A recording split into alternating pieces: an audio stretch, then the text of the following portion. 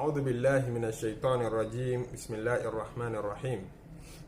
أستغفر الله سبحان الله والحمد لله ولا إله إلا الله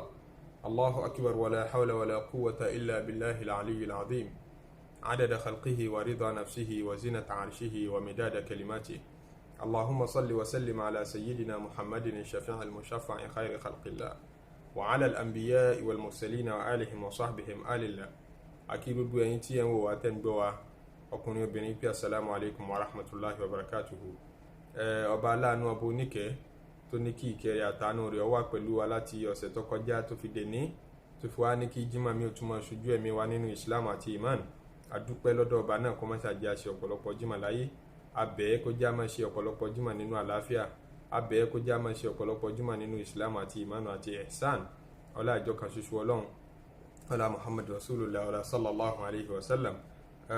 Bí gbogbo wa ṣe mọ̀ tí ọ̀pá mọ́ sí wa pé oṣù Rabiul Awwal láwà,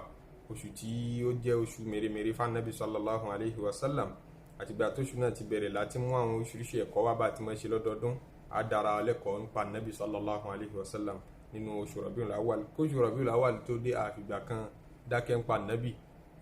òsín tá à ń sọ ń pa ìsìlámù tí ò rí létí máa Ànábì sallallahu alayhi wa sallam. Kùránì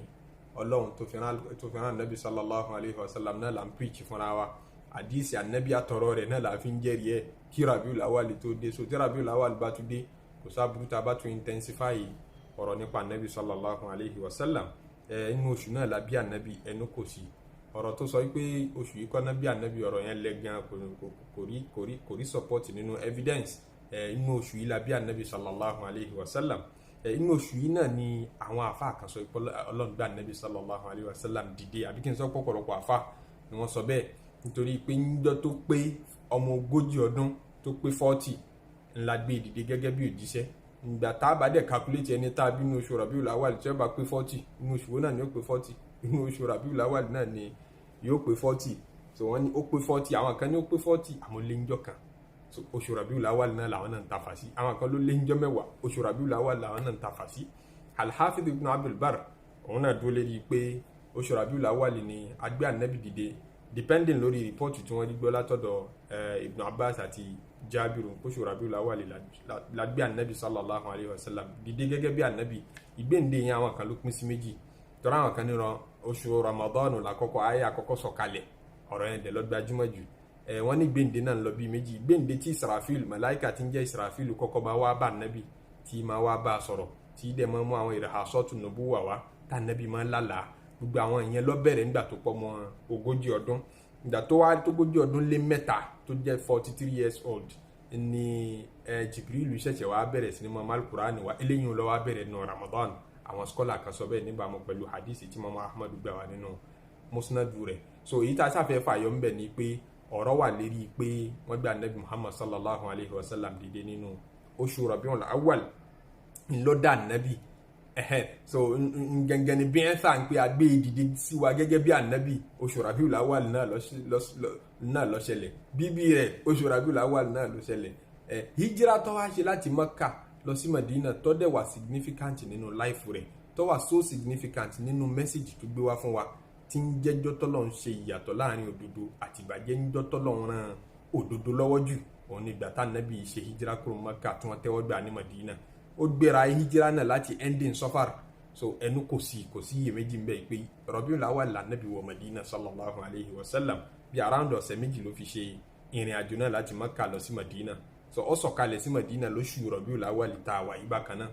So hijira ṣẹlẹ̀ nínú oṣù yìí. Ànábì ó wà lọ́ọ̀ bọ́lọ́hun tí ó ṣe nígbà tá Ànábì ó kú, ó tún jẹ́ ní oṣù Rabiul. Ṣé coincidence náà wà ní gbogbo kinní wọ̀nyí? Ètò Ọlọ́run ni ó specify oṣù yìí fún Ànábì sallallahu alayhi wa sallam ni. Káwá ní pé coincidentally wọ́n bí ní Rabiul Awwal, coincidentally wọ́n tún gbé dìde ní Rabiul Awwal, ó tún happen pé wọ́n kàn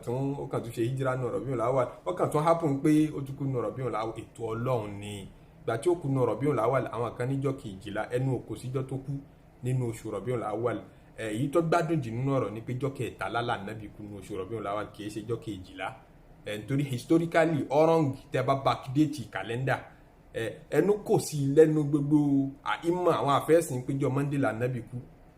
Àfọ̀rọ̀ kan tá a rí tóun náà lẹ tí ò tiẹ̀ ṣe bójú wò péjọ Monday ni Ànábì kú, wọ́n dẹ̀ delay sísin rẹ̀ fún ìjọ́ mélòó. so nígbà tá ànábì kú Monday tẹ́ bá wo kàlẹ́ndà Rabiul Awwal ọdún tá ànábì kú oṣù Rabiul Awwal tó wà nínú ọdún tá ànábì kú kò sí ìtì ó bọ́ síjọ́ kejìlá kò sí Monday tó bọ́ síjọ́ kejìlá àfi Monday tó bọ́ sí 13 ìyẹn ló support ọ̀rọ̀ àwọn scholars tí wọ́n sọ pé jọ́ 13 lànàbì kú kì í ṣe 12 kì í ṣe 12 Rabiul Awwal so àti ẹ̀rí Imam Tabari àtàwọn àfáà mìíràn tán sọ pé ìjọ́ kejì Rabiul Awwal ni ànábì kú kì í tiẹ̀ ṣe jọ́ kejìlá àmọ́ ọ̀rọ̀ nípa jọ́ kejìlá gbajúmọ̀ nítorí pé Ibn Ishaq àti Waqidi àwọn àfáà tó gbajúmọ̀ tán máa kọ Sira Nabawiyya náà nìyẹn bó fẹ́ pé wọ́n fi rìwáyà tí wọ́n kì í sábà fẹsẹ̀ rinlẹ̀ àmọ́ tí wọ́n bá kọ fáwọn èèyàn máa gbajúmọ̀ ọ̀fà tó fi jẹ́ pé jọ́ kejìlá yẹn lọ gbajúmọ̀ pé ànábì kú èyí tó bá jẹ́ ń bẹ̀ ẹnu ṣàkóso pé inú oṣù Rabiul Awwal ni ànábì kú àwọn ìṣẹ̀lẹ̀ wọn yìí ló jẹ́ àfúrá kódà ìkóṣù yìí Ọlọ́run ṣàlẹ́ ṣàfà ànábì sallallahu alayhi wa sallam àfi ń gbé láìfọ ànábì yẹ̀wò pé ká tún dára wa lẹ́kọ̀ọ́ ká má bàa gbàgbé ká dẹ̀ fi rántí orí tọ́lọ́run ṣe fún wa lára Muhammadu ká dẹ̀ fi ṣàpọ́nlé ànábì sallallahu alayhi wa sallam gẹ́gẹ́ bí a ṣe al-Qur'an ẹ̀kọ́ tá a fẹ́ mú jáde lénìí nínú ìgbésí ayé ànábì ẹ̀kọ́ hijira ìkànnù tó ṣẹlẹ̀ nínú oṣù tá a wà yìí Rabiul Awwal tá ànábì ṣe hijira ẹ̀kọ́ hijira tá a bá gbé yẹ̀wò ẹ̀kọ́ tí ń bẹ ń bẹ pọ̀ ẹ̀kọ́ tí ń bẹ ń bẹ kọ́ lẹ́kọ̀ọ́ ẹ̀sìn àtẹ̀kọ́ ayé tí yẹn fi gbáyé gbádùn tí yẹn máa mú nínú hijira ànábì sallallahu alayhi wa sallam èyí tá a fẹ́ fókọ̀sì lélẹ́rìlẹ́ ni òun lọ́rọ̀ sẹ̀kínà òun lọ́rọ̀ fàyàbalẹ̀ tèmi ń wá tíwọ́ náà ń wá olówó ń wá ìfàyàbalẹ̀ tálíkà ń wá ìfàyàbalẹ̀ ọkùnrin ń wá obìnrin ń wá ọmọdé ń wá àwọn lọ́balọ́ba ń wá ìfàyàbalẹ̀ everybody ní ń wá ìfàyàbalẹ̀ so àlúùlù tọ́sọ̀nà tí gbogbo kálukú ń wá káàkiri ń bo ló wà gan-an tá a bá fẹ́ rí bò láṣìírí a fẹ́ mú ẹ̀kọ́ yẹn jáde látara ìrìn àjò tá ànábì ṣe láti Mákà lọ sí Madina tó fi migrate nígbà tí ara ní nígbà tí wàhálà pọ̀ àwọn òpìtàn Islam Ọlọ́run fi àwọn òpìtàn kẹwàá ní láti rí àwọn tabi'un àwọn tí wọ́n gbọ́tàn lẹ́nu àwọn sahaba bíi Mujahid bíi Thabitul Bunani bíi Urwa gbogbo wọn pa ìtàn tí mo fẹ́ pa yìí Ibn Shihab az-Zuhri al-Imam Ibn Ishaq tí ma kọtàn tó ní Sira Nabawiyya tó gbajúmọ̀ Sufyan ibn Uyayna al-Imam al-Waqidi al-Imam Ahmad al-Imam al-Bukhari àti Muslim al-Imam at-Tabari nínú tafsiru at-Tabari rẹ̀ ó pìtàn yìí Abu Nu'aym al-Asfahani al-Hafiz al-Bayhaqi Ibn Abd al-Barr al-Imam al-Mazari Qadi Iyad al-Imam an-Nawawi al-Imam Ibn al-Arabi al-Imam al-Qurtubi Ibn Kathir Ibn Qayyim al-Hafiz al-Iraqi tó kọ Ibn Hajar al-Asqalani kíw Ibn Hajar al-Asqalani fún rẹ̀ ọmọ kíw rẹ̀ Ibn Asakir gbogbo àwọn scholars Islam ló pa ìtàn yẹnu ọ̀tà ṣe lórí pé anabi àti Abubakar ni wọ́n ṣe ìrìn àjò láti Mákà lọ sí Madina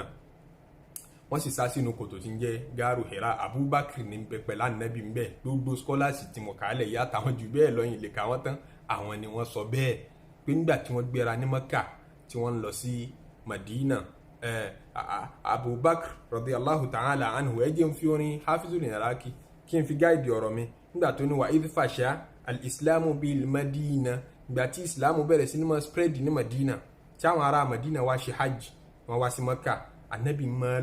lọ kéde islamu fún gbogbo àwọn àlejò tó bá tún wá sí Mákà nígbà táwọn ará Mákà ọ̀gbọ́ tiẹ̀ gbogbo àlejò tó bá tún wá sí Mákà anabi ó máa lọ bá wọn níjọ ó máa lọ sọ fún wọn yóò ka kùránì fún wọn and kùránì àfàì tí ìgbọ́ lárúbáwá ní oníjọ́ tẹ́tí ẹni bá mọ ẹwẹ́ èdè ẹni bá tiẹ̀ kọ́ èdè lárúbáwá tó bá wọn tọ̀ wò yóò mọ ìwé ẹwà tí ń bẹ nínú kùránì tá anabi bá ti kà á fún wọn gbogbo wọn máa farabalẹ̀ ní pé ìwọ ọ̀rọ̀ wò ní àti ń gbọ́ ọ̀rọ̀ láì mọ iye ọdún amaye ìran tọrọ pín sí àyín ní kí ọ̀rọ̀ lámọ̀ amaye ìran tó rin pín sí amaye ìran tí ọ̀rọ̀ pín sí eléyìí ọjọ́ orin kọjọ ọ̀rọ̀ tàlà sọ àgbọrú ọ̀rọ̀ tó dùn tó báyìí rí èèyàn lè sọ eléyìí Ọlọ́run ní ọsọ tòótọ́ gbogbo wọn máa gbọ́ kódà àwọn kèfèrí Mákà tí wọ́n ń takò anabi sallallahu alayhi wa sallam tán nírọ́ ní ń pa gbogbo wọn náà máa ń lọ jí gbọ́ wọ́n máa sọ fáwọn ọmọ wọn àtàwọn ìyàwó wọn kí ẹ gbọ́dọ̀ débẹ̀ wọ́n máa lé wọn tí wọ́n bá rí wọn pẹ̀lú anabi tí wọ́n yọ Kùránì gbọ́ àwọn àgbààgbà yẹn náà máa lọ yọ ọgbọ́ lóru wọ́n máa lọ gbọ́ tá anabi bá ń kírun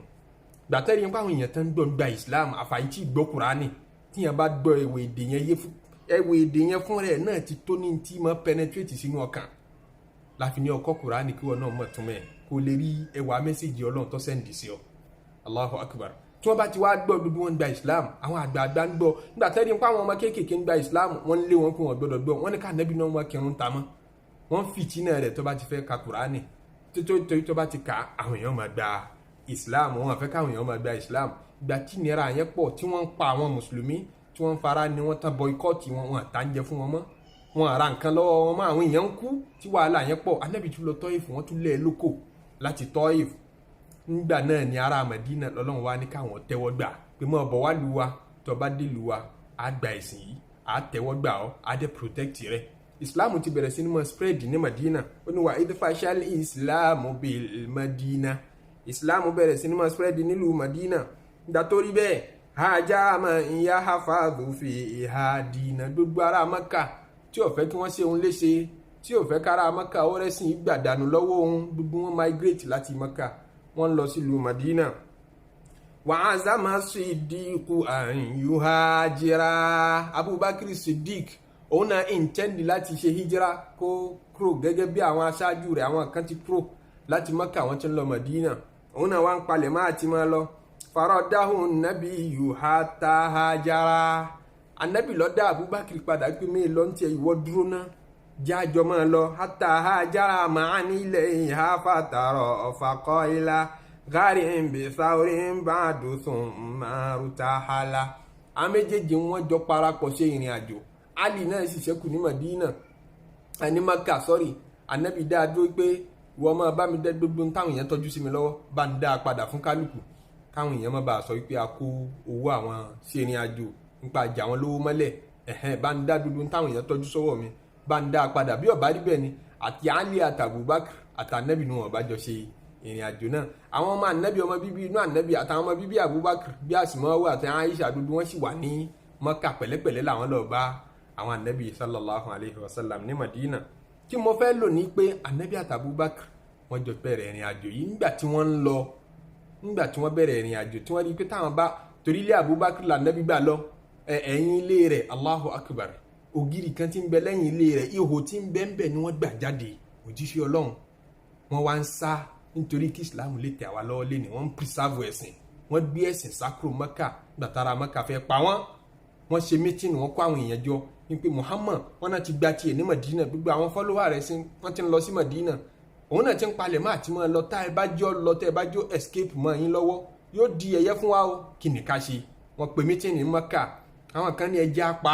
àwọn kan ní ẹ má pa yóò di wàhálà o bẹ́ẹ̀ bá pa àwọn mọ̀lẹ́bí rẹ̀ ò ní gbà o yóò dogun yóò di fìtínà Mẹ́kà. ní tẹ́ ẹ bá ṣe ní pé ẹjọ́ máa lọ jẹ́jẹ́ ṣé ẹ rí tó bá lọ tó bá rú là lọ́hùn à lè kílèmọ̀ ẹ pé ọmọ wa náà ní àwa náà ó lè bẹ̀ẹ́ pé má bínú bí ọba sì rú là lọ́hùn wọn bá pa ajá sí pé ní táǹfẹ́ náà ni ó ti ṣẹlẹ̀ wọn àwọn kan ní rárá ẹjẹ́ apá ni ẹ má jẹ́ ọ lọ ẹjẹ́ apá ni ẹ má jẹ́ ọ lọ bá ṣe wá ṣe ní tí òfin ní wà lọ́rùn ìdílé kan pé alágbájá ló pa wá lọ́mọ ẹjẹ́ àjọpá ọ̀pọ̀ pa ẹjẹ́ á mú nínú ìdílé kọ̀ọ̀kan ọmọ kọ̀ọ̀kan nínú ìdílé kọ̀ọ̀kan tí ń bẹ Mẹ́kà ń bí káwá da gbogbo wọn papọ̀ kí wọ́n jọ pa á lẹ́ẹ̀kan náà ara ìdílé Muhammadu ò ní lè challenge wa pé pa wá lọ́mọ àti wọn kí gbogbo alápá ọ̀pọ̀ pa á